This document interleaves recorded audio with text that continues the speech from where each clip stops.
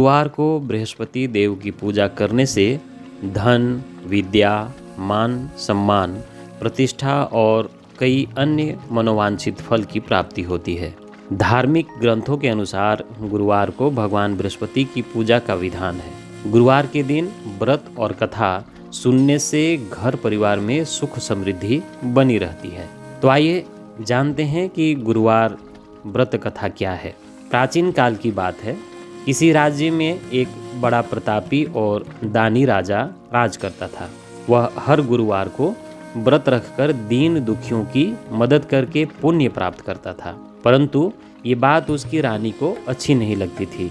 वह न तो व्रत करती थी और न ही दान पुण्य में विश्वास रखती थी। इतना ही नहीं, वह राजा को भी ऐसा करने से मना करती थी। एक समय की बात है, राजा शिकार खेलने के लिए वन गए थे। घर पर रानी और दासी थी।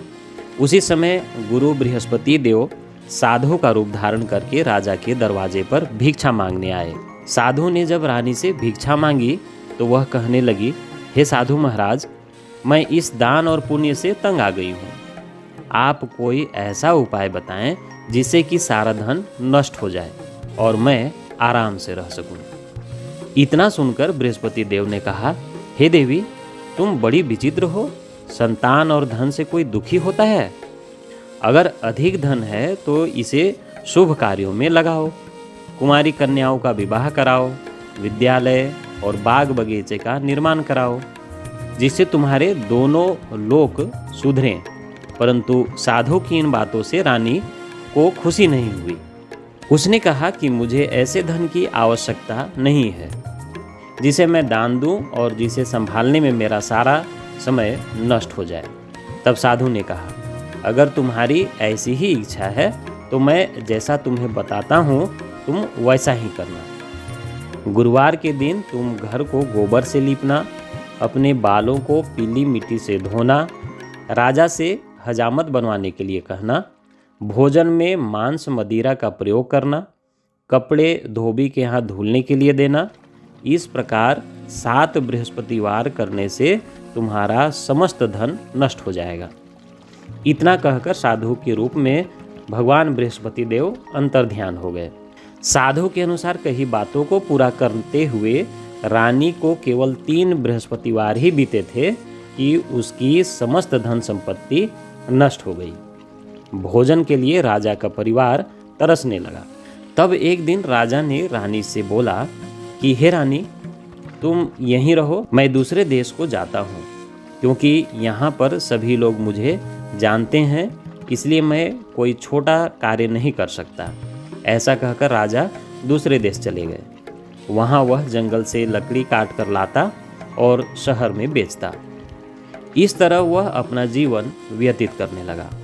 इधर राजा के प्रदेश जाते ही रानी और दासी दुखी रहने लगी। एक बार जब रानी और दासी को 7 दिन तक बिना भोजन के रहना पड़ा तो रानी ने अपनी दासी से कहा, हे दासी, पास ही के नगर में मेरी बहन रहती है। वह बड़ी धनवान है। तुम उसके पास जाकर और कुछ ले आओ ताकि थोड़ी बहुत गुजर बसर हो जाए।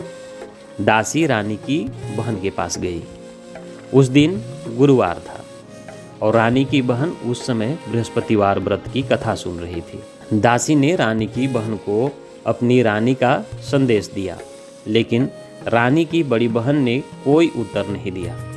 जब दासी को रानी की बहन से कोई उत्तर नहीं मिला तो वह बहुत दुखी हुई और उसे क्रोध भी आया। दासी ने वापस आकर रानी को सारी बात बता दी। ये सुनकर रानी ने अपने भाग्य को कोसा। उधर रानी की बहन ने सोचा कि मेरी बहन की दासी आई थी, परंतु मैं उससे नहीं बोली, इससे वह बहुत दुखी हुई होगी। कथा सुनकर और पूजा समाप्त करके वह अपनी बहन के घर आई और कहने लगी, हे बहन, मैं बृहस्पतिवार का व्रत कर रही थी। तुम्हारी दासी मेरे घर आई थी, परंतु जब तक कथा होती है तब तक ना तो उठते हैं और ना ही बोलते हैं, इसलिए मैं नहीं बोली। बताओ दासी क्यों आई थी? रानी बोली, बहन, तुमसे क्या छिपाऊं, हमारे घर में खाने तक को अनाज नहीं है। ऐसा कहते कहते रानी की आंखें भर आईं। उसने दासी समेत पिछले 7 दिनों से भूखे रहने की पूरी बात अपनी बहन को बता दी। रानी की बहन बोली, देखो बहन, भगवान बृहस्पति देव सबकी मनोकामना को पूर्ण करते हैं। देखो, शायद तुम्हारे घर में अनाज रखा हो। पहले तो रानी को विश्वास नहीं हुआ, पर बहन के आग्रह करने पर उसने अपनी दासी को अंदर भेजा तो उसे सचमुच अनाज से भरा एक बड़ा घड़ा मिल गया। ये देखकर दासी को बड़ी हैरानी हुई।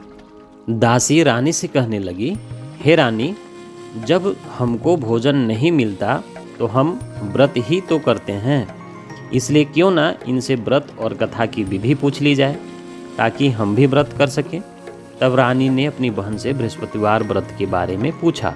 उसकी बहन ने बताया, बृहस्पतिवार के व्रत में चने की दाल और मुनक्का केले के जड़ में अर्पित करें तथा दीपक जलाएं, व्रत कथा सुने और पीला भोजन ही करें। इससे बृहस्पति देव और भगवान विष्णु प्रसन्न होते हैं। व्रत और पूजा की विधि बताकर रानी की बहन अपने घर लौट गई।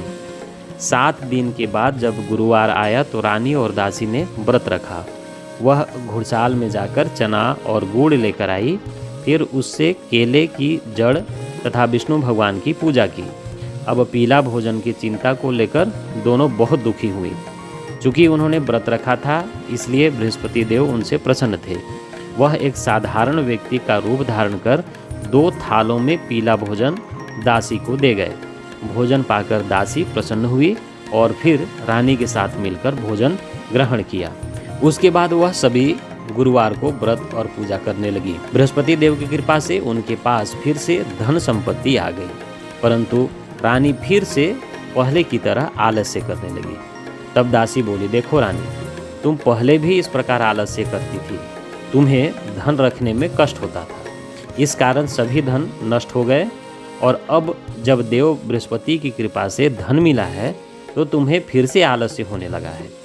रानी को समझाते हुए दासी कहती है कि बड़ी मुसीबतों के बाद हमने यह धन पाया है, इसलिए हमें दान पुण्य करना चाहिए, भूखों को भोजन कराना चाहिए और धन को शुभ कार्यों में खर्च करना चाहिए। इससे तुम्हारे कुल का यश बढ़ेगा, स्वर्ग की प्राप्ति होगी और पितृ प्रसन्न होंगे। दासी की बात मानकर रानी अपना धन शुभ कार्यों में खर्च कर